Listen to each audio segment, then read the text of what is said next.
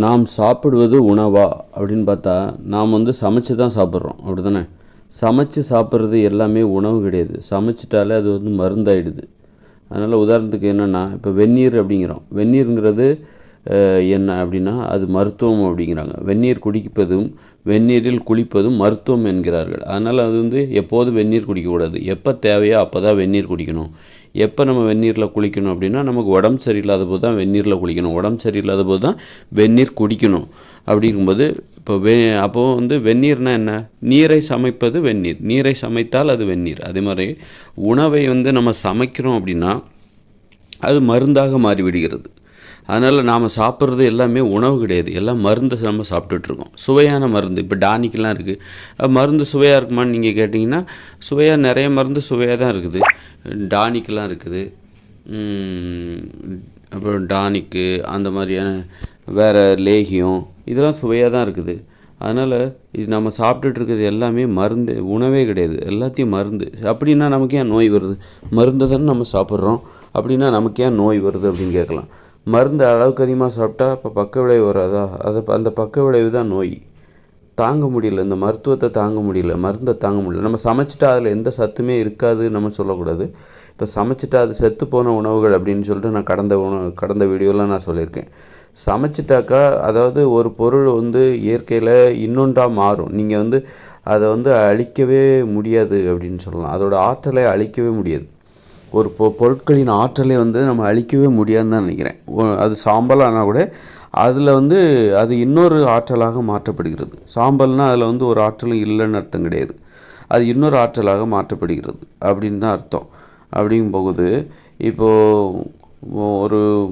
இப்போ நிறைய லேகியெல்லாம் பார்த்திங்கன்னா 8 மணி நேரம் கிண்டிக்கிட்டு இருப்பாங்க, 10 மணி நேரம் கிண்டிக்கிட்டு இருப்பாங்க.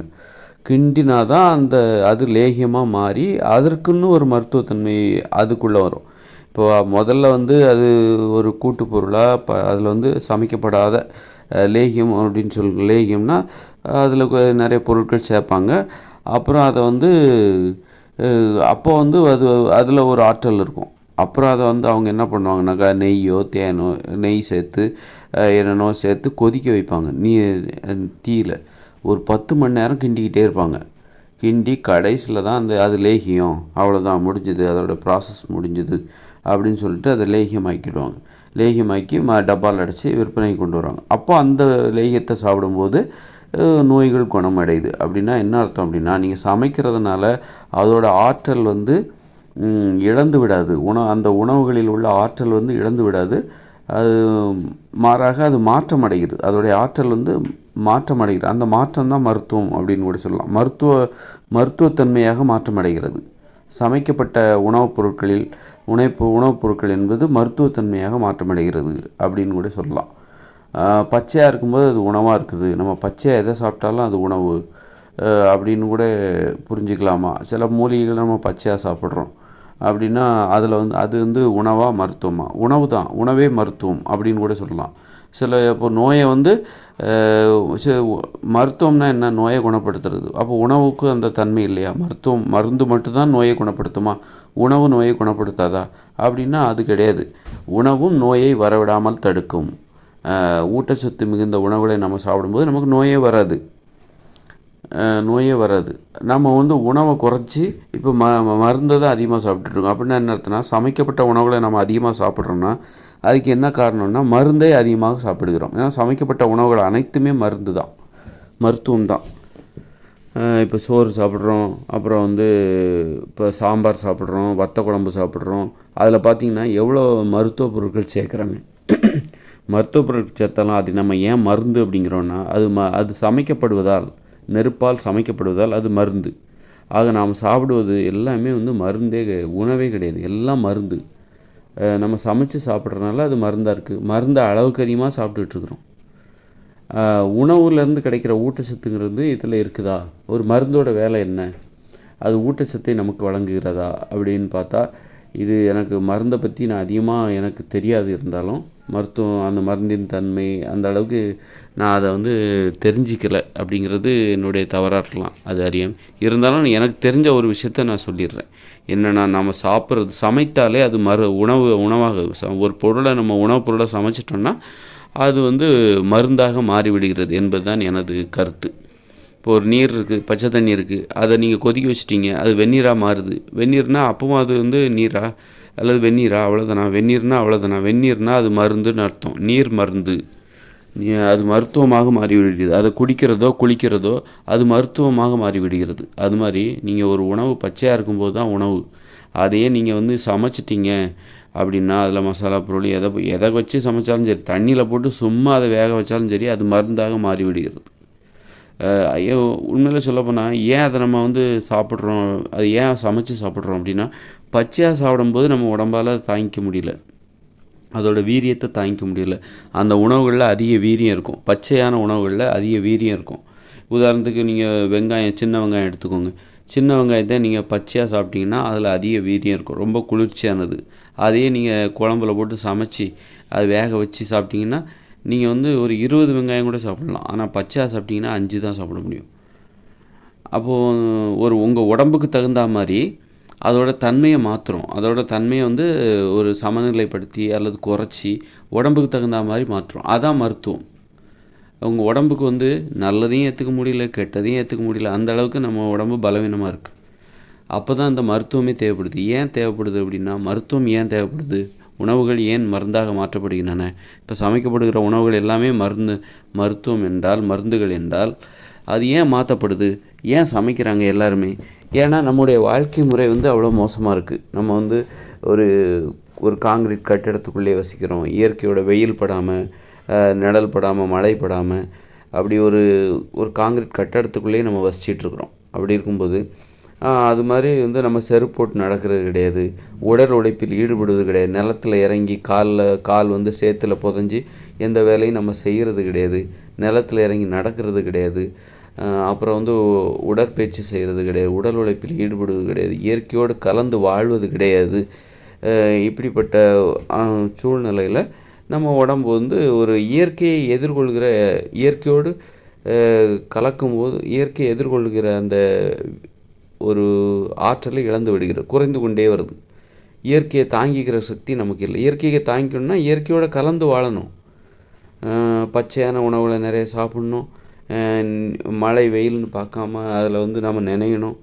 அப்புறம் வந்து புழுக்கத்தில் இருக்கணும். அப்போ வேர்வை வெளியே வரும். இப்போ நம்ம புழுக்கத்துலேயும் இருக்கிறது கிடையாது, உடனே ஃபேனை ஏசி போட்டுடுறோம். அப்போ புழுக்கங்கிறது இயற்கையில் இருக்க தான் செய்யும். வெயில், அனல் எல்லாமே இருக்க தான் செய்யும். அந்த நேரத்தில் நம்ம உடம்புல வேர்த்து கொட்டும், உடம்புல உள்ள கழிவுகள்லாம் வெளியேறும். இப்படி நம்ம வந்து இயற்கையின் நிகழ்வுகளுக்கு உட்படாமல் எப்படி வந்தாலும் இயற்கைக்கு எதிராக நம்ம ஒரு தீர்வை தேடிக்கிறோம். வெயிலா, புழுக்கமா, உடனே ஃபேனை போடு. சரி, மழையா, குளிரா, உடனே ஹீட்டரை போடு, வெந்நீரை போடு, குளிச்சிடலாம். இப்படி எல்லா வகையிலுமே இயற்கையை நமக்குள்ளே அனுமதிக்காமல், இயற்கையின் அந்த வீரியத்தை நமக்குள்ளே அனுமதிக்காமலே இயற்கையிட்டேருந்து தப்பியே வாழ்ந்துகிட்ருக்குறோம். அதனால என்ன ஆகுதுன்னா, நம்ம உடம்புக்கு இயற்கையோட அந்த ஆற்றலை, இயற்கையோட அந்த வீரியத்தை ஏற்றுக்க முடியல. ஒரு பச்சையான உணவுகளை சாப்பிட முடியல. நீங்கள் ஒரு நெல்லிக்காய், இப்போ மலை நெல்லிக்காய், உருட்டையாக இருக்குமே, அந்த நெல்லிக்காய் வந்து பச்சையாக சாப்பிட்டிங்கன்னா ஒன்று தான் சாப்பிட முடியும். சாப்பிட்றதுக்கே அது கஷ்டமாக இருக்கும். ஒன்று சாப்பிட்டா சளி பிடிச்சிக்கும் அல்லது மூக்கடைக்கும். அது நல்லா ஆரோக்கியமாக உள்ளவங்க சாப்பிட்டா தான் அவங்களுக்கு எதுவும் ஆகாது. ரொம்பவும் ஏதாவது எதிர்ப்பு சக்தி குறைவாக இருக்குது, எதை சாப்பிட்டாலும் சளி பிடிச்சிக்கும். பச்சை தண்ணி குடித்தா கூட சிலருக்கு சளி பிடிச்சிக்கும். அப்போ அவங்களுக்கு இந்த நெல்லிக்காயெலாம் சாப்பிட முடியாது. உடனே அவங்களுக்கு என்ன பண்ணுவாங்கனாக்கா, அதை வந்து தேன் நெல்லிக்காவாக மாற்றிடுவாங்க. அதை அவிச்சு இட்லி கொப்பரையில் போட்டு அவிச்சு அதில் வந்து தேன்லாம் சர்க்கரை பாகில் ஊற போட்டு அல்லது தேனில் ஊற போட்டு அதை வந்து தேன் நெல்லிக்காவாக மாற்றிடுவாங்க. அப்போ தேன் நெல்லிக்காய்ங்கிறது என்னது? உணவு கிடையாது, மருந்து.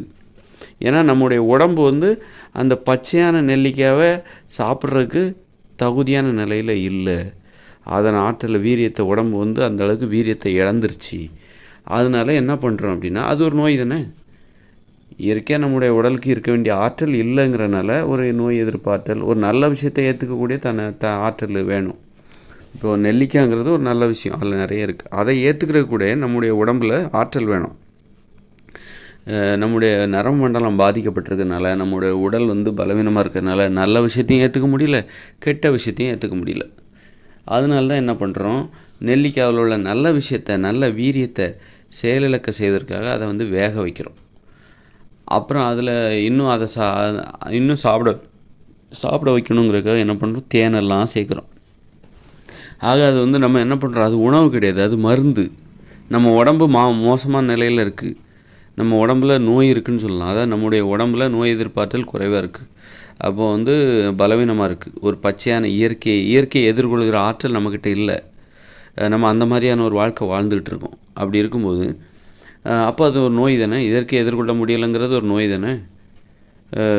என்னால் பச்சை நெல்லிக்காய் சாப்பிட முடியாது, என்னால் பச்சை தண்ணி குடிக்க முடியாது, உடனே சளி பிடிச்சிக்கும். என்னால் வேறு தண்ணியை குடிக்க முடியாது, தண்ணி மாறிச்சுன்னா சளி பிடிச்சிக்கும். என்னால் பச்சை தண்ணியில் குளிக்க முடியாது, உடனே எனக்கு வந்து தலைவலி வந்துடும். இப்படியெல்லாம் சொல்கிறது இருக்குல்ல. அப்போ இது வந்து நோய் தானே. இயற்கையை எதிர்கொள்ள முடியலைங்கிறது ஒரு நோய் தானே.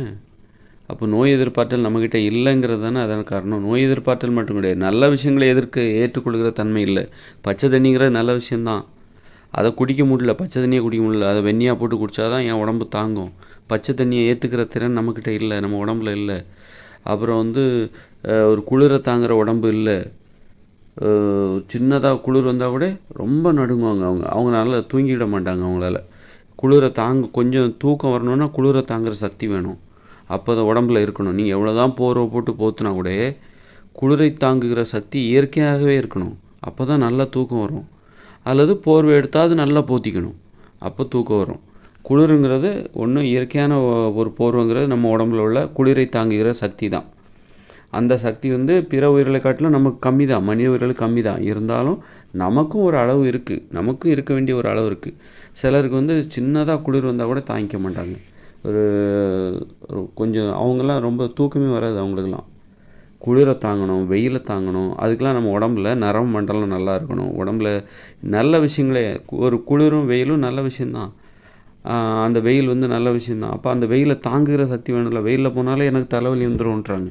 வெயிலில் போனால் தான் விட்டமின் டி வந்து உடம்புக்கு கிடைக்குன்றாங்க. வெயிலில் போனால் தான் உங்களுக்கு சர்க்கரை நோய் வராதுன்றாங்க. வெயிலில் போகணும், காலையில் ஒரு 11 மணிக்கு உள்ளே நீங்கள் வெயிலுக்குள்ளே போகணும். அப்போ உங்களுக்கு வந்து சர்க்கரை நோய் வராதுன்றாங்க.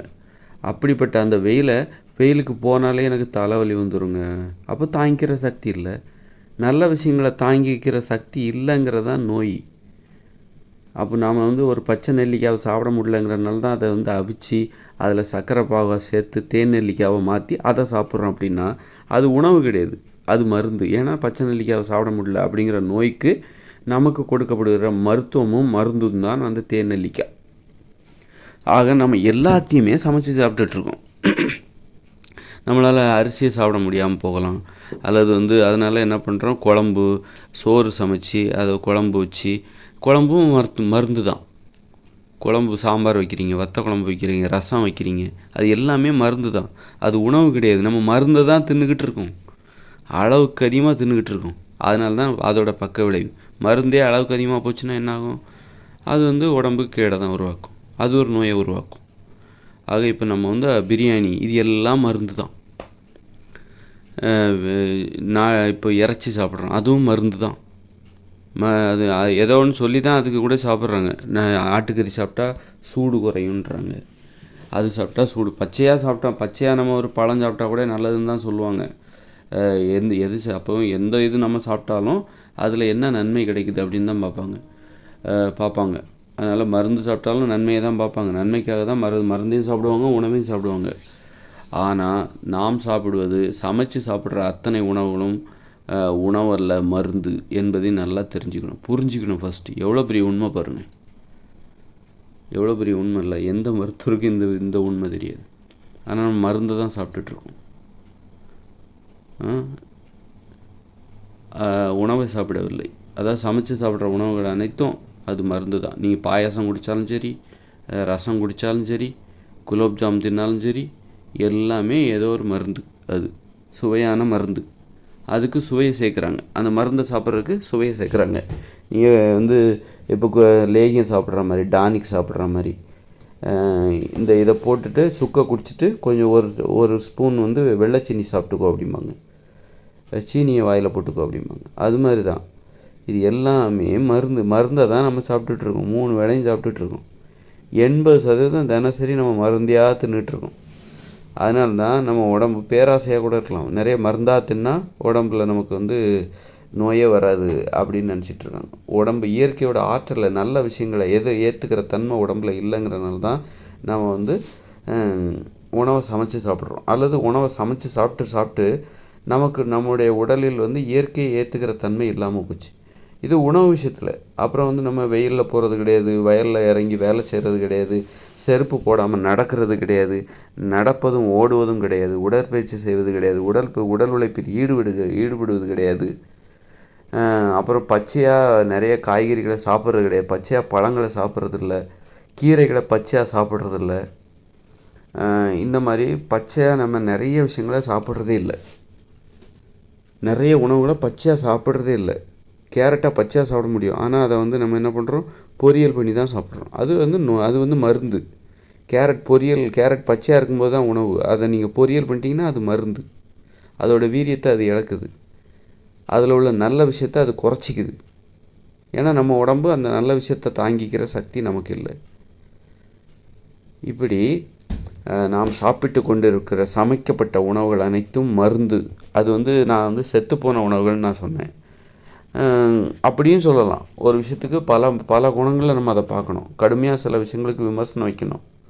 விமர்சனம் வச்சாதான் அது ஒரு வகையான புரிதல். சமைக்கப்பட்ட உணவுகள் அத்தனையும் செத்துப்போன உணவுகள்னு நான் சொன்னேன். அதாவது நல்ல விஷயம் செத்து போச்சுன்னு கூட சொல்லலாம்ல. அதில் உள்ள நல்ல விஷயம்லாம் செத்து போச்சு, அல்லது ஆற்றல் வீரியமான விஷயங்கள்லாம் செத்து போச்சு அப்படின்னு சொல்லலாம்ல. இப்போ ஒரு சின்ன வெங்காயம் இருக்குது, அதை வந்து நம்ம வேக வைக்கிறோம், அதில் உள்ள வீரியமான விஷயங்கள் இருக்குல்ல, அது செத்து போச்சு அப்படின்னு சொல்லலாம்ல. அது இப்போ அதில் புது விஷயம் வருது. நல்ல வீரியமான விஷயங்கள் செத்து போய் இப்போ அது வேறு ஒரு ஆற்றலாக மாற்றமடைகிறது, வேறு ஒரு சத்தாக அது மாற்றமடைகிறது, மருந்தாக மாற்றமடைகிறது. உணவாக இருந்த சின்ன வெங்காயம் உணவுக்கான அந்த தன்மை அங்கே செத்து போகும்போது அது மருந்தாக மாற்றமடைகிறது. இப்போ வந்து ஒரு உணவு வந்து நம்ம சமைக்கும்போது சமைக்கப்பட்ட உணவுகளை நான் செத்துப்போன உணவுகள்னு நான் சொன்னேன். அப்படின்னா என்ன அர்த்தம்? உணவுக்கான தன்மை அதில் செத்து போச்சு, இப்போ அது மருந்தாக மாறிவிடுகிறது. செத்து போச்சுன்னா அதில் ஒன்றுமே இல்லைன்னு நான் சொல்லலை. அதெல்லாம் சொல்லியிருப்பேன், தெரியாமல் கூட சொல்லியிருப்பேன். அது செத்து போன உணவுனா உணவுக்கான தன்மை அதில் இல்லையே தவிர, உணவுக்கான தன்மை அது இழக்கும்போது அது மருந்தாக மாறுகிறது. இயற்கையில் வந்து நீங்கள் அதை அழிக்கவே முடியாது. அது ஒன்றுலேருந்து இன்னொன்றா மாறதான் செய்யும். நீங்கள் வந்து ஒரு மரத்தை எரிக்கிறீங்க, அது கறிக்கட்டே ஆகுது, கறியாக மாறுகிறது. கறியில் எதுவுமே இல்லைன்னு அர்த்தமா? அதுலேயும் சத்து இருக்குது, அதுலேயும் வந்து மருத்துவ தன்மையெல்லாம் இருக்குது. நிறைய பொருட்கள் வந்து இப்போ மருத்துவத்துலேருந்து நிறைய இதில் வந்து எரித்து கறியாக மாற்றி அதை வந்து போட்டு என்னென்னோ பண்ணுவாங்க. அதில் அப்படி எரிக்கும்போது அதில் ஒரு மருத்துவத்தன்மை. இப்போ மஞ்சள் இருக்குது, அதை எரிச்சிங்கன்னா கறிக்கட்டையாக மாறும். கறிக்கட்டையாக மாறும்போது அது எரிஞ்சிட்டு இருக்கும்போதே அதில் ஒரு புகை வரும், அது இன்னொரு மருத்துவமாக மாறும். அதை சுவாசித்தாக்கா சுவாச சம்மந்தமான கோளாறுலாம் நீங்கும்னு சொல்லுவாங்க. அதனால் நாம் வந்து இன்றைக்கி உணவை சாப்பிட்றோமா மருந்தை சாப்பிட்றோமான்னா, பெரும்பாலும் சமைச்ச உணவுகளை சாப்பிட்றதுனால அதன் பெயர் வந்து உணவு அல்ல, அது மருந்துகளைத்தான் நாம் சாப்பிட்டு கொண்டு இருக்கிறோம் என்பதை சரியாக ஒரு தெளிவாக புரிஞ்சுக்கிறது. நாம் என்ன பண்ணிகிட்ருக்கோங்கிறத தெளிவாக புரிஞ்சுக்கிறோம். அதைத்தான் நான் உங்களுக்கு சொல்கிறேன். நானே தெரிஞ்சுக்கிறேன். நானே இவ்வளோ காலமாக சாப்பிட்டுருக்கேன். நான் இன்றைக்கி தான் தெரிஞ்சுக்கிறேன் நாம் என்ன பண்ணிகிட்ருக்குறோம், நம்ம செய்கிற செயல்கள் என்ன செயல்கள், அதோட இது என்ன அப்படிங்கிறத நாம் தெரிஞ்சுக்கிறோம். பார்த்திங்களா, எவ்வளோ பெரிய உண்மை இல்லை? சமைக்கப்பட்ட உணவுகள் அல்ல, அது மருந்து. அப்போது நம்ம இன்னும் உணவுகளே அதிகமாக சாப்பிடல. எப்போ வந்து இந்த தீப்பெட்டி உப்பு எல்லாம் வந்ததோ அப்போலேருந்து நம்ம உணவு சாப்பிட்றதே குறைஞ்சி போச்சு. அப்போ என்ன ஆகுதுன்னா, உணவில் தான் அந்த ஊட்டச்சத்துலாம் இருக்குது. நல்ல விஷயங்களை தாங்கிக்கிற அந்த பயிற்சி உடம்புக்கு எப்போ கிடைக்குன்னா, உணவை சாப்பிடும்போது தான், பச்சையாக சாப்பிடும்போது தான் நம்முடைய உடம்புக்கு நல்ல விஷயங்களை தாங்கிக்கிற சக்தி கிடைக்கும், ஆற்றல் கிடைக்கும். இப்போ செருப்பு போட்டு நடக்கிறோம்ல, அதுக்கு பேர் என்ன? மருத்துவம். அது மருத்துவம்னா என்ன? நம்ம உடம்பு வந்து நல்ல விஷயங்களை தாங்கிக்க முடியாத நிலையில் நமக்கு ஒரு சிகிச்சை கொடுக்க விடும். நம்ம நல்ல விஷயங்கள் இப்போ வந்து வெறுங்காலோட என் என்னால் நடக்க முடியாது, அந்த சக்தி என் உடம்புக்கு இல்லை, என் கால்களுக்கு இல்லை. அப்படிங்கும்போது ஒரு டாக்டர் என்ன சொல்லுவார் அப்படின்னா, உங்கள் கால்களுக்கு இந்தாங்க செருப்பு போட்டு நடங்க. அப்படின்னா என்ன? ஒரு சிகிச்சை, அது மருத்துவ சிகிச்சை. அப்படின்னா செருப்பு போட்டு நடக்கிறது வந்து வெறுங்காலோட நடக்கிறத விட உயர்வானதா? வெறுங்காலோட நடப்பது தான் உயர்வானது. ஏன்னா பாதங்களில் வந்து நிறைய புள்ளிகள் இருக்குது. அது எல்லாம் உள்ளுடல் உறுப்புகளின் செயல்பாட்டோடு தொடர்புடையதாக இருக்கிறது. நாம் நடக்கிறோம், கல் மண் அப்படி எல்லாம் மிதிக்கும்போது அதில் உள்ள புள்ளிகள் வந்து தூண்டப்படுகிறது. அந்த பாதங்களில் உள்ள புள்ளிகள்லாம் தூண்டப்பட்டு உள்ளுடல் உறுப்புகளின் செயல்பாட்டுக்கு அது ஊக்கமளிக்குது. இப்போ கால் பாதங்களில் பாத சிகிச்சைன்னே ஒரு சிகிச்சை இருக்குது. கால் பாதங்களில் உள்ள குறிப்பிட்ட ஒவ்வொரு பகுதியும் உள்ளுடல் உறுப்பான கணையம், கல்லீரல், இரைப்பை, சிறுநீரகம் அப்படி ஏதோ உள்ளுடல் உறுப்புகளோட தொடர்புடையது. குறிப்பிட்ட பாதங்களில் சில குறிப்பிட்ட பகுதியை தூண்டினாக்கா அதை வந்து குச்சியால் நோண்டி விட்டாக்கா, நல்லா தேய்ச்சி விட்டாக்கா, எண்ணெய் தடவி அதை வந்து ஒரு குச்சியை வச்சு நல்லா தேய்ச்சி விட்டாக்கா அந்த பகுதியோடு தொடர்புடைய சிறுநீரகம் நல்லா வேலை செய்யும். அதில் இன்னொரு இடத்துல போய் நீங்கள் தேய்ச்சிங்கன்னா வைங்க, கால் பாதத்தில் அந்த பகுதியோடு தொடர்புடைய கல்லீரல் நல்ல வேலை செய்யும், கணையம் நல்ல வேலை செய்யும். நம்ம இன்றைக்கி செருப்பு போட்டு நடக்கிறதுனால அந்த தூண்டுதல் நமக்கு கிடைக்க மாட்டேங்குது. அது இயற்கையாகவே கிடைக்கும். அதுக்கு நீங்கள் பாத சிகிச்சை செய்யணுங்கிற அவசியம் இல்லை. அது இயற்கையாகவே நமக்கு கிடைக்கும். இயற்கையாகவே கிடைக்கணுன்னா நம்ம என்ன பண்ணணும்? வெறுங்காலோடு நடக்கும்போது கல்லுலேயும் நடப்போம், மண்ணுலேயும் நடப்போம், அப்புறம் புல்லுலேயும் நடப்போம். புல்லில் நடந்தால் நிறைய பிரச்சனை குணமாகுதுங்கிறாங்க. வயல்வெளியில் நீங்கள் புல்லில் நடக்கணும். அது ஒரு சிகிச்சையே இருக்குது. மருந்தால் சில அந்த விஷயத்தை குணப்படுத்தவே முடியாது. நீங்கள் வெறுங்காலில் புல்லில் நடந்துட்டு வாங்க, வயல்வெளியில் நடந்துட்டு வாங்க அப்படின்ட்டு அந்த நோய்க்கு தீர்வு மருத்துவர்களே சொல்கிறாங்க. அந்த சிகிச்சை எடுக்கிறவங்கள நான் பார்த்துருக்கேன். அவங்க வந்து அந்த சிகிச்சையால் எனக்கு நிறைய பிரச்சனைகள் சரியாயிடுச்சு, கால் பாதத்தில் உள்ள பிரச்சனை சரியாயிடுச்சுன்னு சொல்கிறாங்க. ஆக இதெல்லாம் வந்து இயற்கையான ஒன்று. வெறுங்காலில் நடக்கிறது வந்து இயற்கை. நல்ல விஷயங்களை தாங்கிக்கிற சக்தி நமது பாதங்களுக்கு இருந்தால் தான் நம்ம வெறுங்காலோடு நடக்க முடியும். அந்த சக்தி இல்லாத போது தான், அந்த ஆற்றல் நமது பாதங்களுக்கு இல்லாத போது தான் நம்ம காலணி அணிகிறோம். அல்லது காலணி அணிவதாலே நமது நல்ல விஷயங்களை தாங்கிக்கிற சக்தி நமது பாதங்களுக்கு இல்லாமல் போயிடுச்சு. அது மாதிரி தான் நம்ம வந்து நல்ல பச்சையான உணவுகளை நம்மளால் சாப்பிட முடியாதனால தான் சமைச்சு சாப்பிட்றோன்ட்டு கிடையாது. சமைச்சு சாப்பிட்ற உணவுகளுக்கு நம்ம அடிமையானதுனால தான் நமக்கு நல்ல விஷயங்கள், அந்த பச்சையான இயற்கை உணவுகளை சாப்பிட்ருக்கிற அந்த உணவுகளை ஏற்றுக்கொள்கிற திறன் நமது உடம்புக்கு குறைஞ்சி போச்சு, இல்லாமலும் போச்சு. முற்றிலும் இல்லாமல் போகும்போது தான் நோய் வரும். இப்போ வந்து ஒருத்தர் வந்து வாழைப்பழமும் சாப்பிடுவார், இல்லை ஒரு 30% தினமும் வந்து பச்சையாக உணவுகளை சாப்பிடுவார், மீதி 70% தான் சமைச்சு சாப்பிடுவார். அப்படின்னா அவருடைய உடம்புக்கு ஒரு 30% ஏற்றுக்கிற தன்மை இருக்குது. அந்த பச்சையான இயற்கையை ஏற்றுக்கிற தன்மை இருக்குது, நல்ல விஷயம் இருக்குதுன்னு அர்த்தம். 70% அவர்கிட்ட இல்லை, 70% அவர் சமைச்சு சாப்பிட்றாரு. இன்னொருத்தர் வந்து நான் 50% பச்சையான விஷயங்களை சாப்பிடுவேங்க, 50% சமைச்சு சாப்பிடுவேன் அப்படின்னா அவர்கிட்ட நல்ல விஷயங்களை ஏற்றுக்கிற தன்மை 50% இருக்குது. 50% நல்ல விஷயங்களை ஏற்றுக்க முடியாத தன்மையும் இருக்குது. சிலருக்கு எனக்கு பச்சையாக எதை சாப்பிட்டாலும் முடியாதுங்க, உடனே ஏதாவது சளி பிடிச்சிக்கும், அது பிடிச்சிக்கும், இது வந்துடும், இருமல் வந்துடும், வீசிங் வந்துடும் அப்படின்னு சொல்லுவாங்க. அப்போ அதாவது பச்சை தண்ணி குடித்தாலே சிலருக்கு ஒத்துக்காது. பச்சையாக வெந்நீர் தான் குடிப்பேன், எது எடுத்தாலும் பச்சையாக, ஒரு வாழைப்பழம் என்னால் சாப்பிட முடியாது, கொய்யாப்பழமா பச்சையாக வேண்டாங்க, எதாவது ஆகிட போகுது. இப்படி பச்சையான விஷயங்களை ஏற்றுக்க முடியாத பிரச்சனையை ஒருத்தர் அனுபவிக்கிறார், 100% அனுபவிக்கிறாருன்னா நல்ல விஷயங்களை ஏற்றுக்கிற தன்மை 100% அவருடைய உடம்புல இல்லை. நல்ல விஷயங்கிறது எது? இயற்கையை ஏற்றுக்கொள்கிற தன்மை. இயற்கையில் நல்ல விஷயமும் இருக்குது, கெட்ட விஷயமும் இருக்குது. அப்போது அவருடைய உடம்புல நல்ல விஷயத்தையும் ஏற்றுக்க தன்மை இல்லை, கெட்ட விஷயத்தையும் ஏற்றுக்கிற தன்மை இல்லை. அதனால் நல்ல விஷயத்தையும் கெட்ட விஷயத்தையும் இல்லாமல் செஞ்சு ஒரு உணவை நம்ம கொடுக்கணும். அதுக்கு தான் வேக வைக்கிறாங்க, சமைக்கிறாங்க, நெருப்பை சுட வைக்கிறாங்க. நெருப்பு இல்லை, தண்ணியை சுட வைக்கிறாங்க. தண்ணியை சுட வச்சு வெந்நீராக கொடுக்குறாங்க. அதில் நல்ல விஷயமும் இல்லை, கெட்ட விஷயமும் இல்லை. அதாவது இயற்கையான விஷயங்களை சொல்கிறேன். அது இன்னொரு ஆற்றலாக, எதுவுமே இல்லைன்னு சொல்லக்கூடாது, இன்னொரு ஆற்றலாக மருந்தாக மாறுகிறது. தனது வீரியத்தை குறைத்து கொள்கிறது. அதில் உள்ள நல்ல விஷயமும் தனது வீரியத்தை, நல்ல விஷயமும் கெட்ட விஷயமும் இல்லைன்னு சொல்லக்கூடாது. நல்ல விஷயத்தின் நல்ல விஷயம் வந்து ஒரு வெந்நீரில் உள்ள தண்ணீரில் இருக்கும்போது நல்ல விஷயம் வீரியமாக இருக்குது.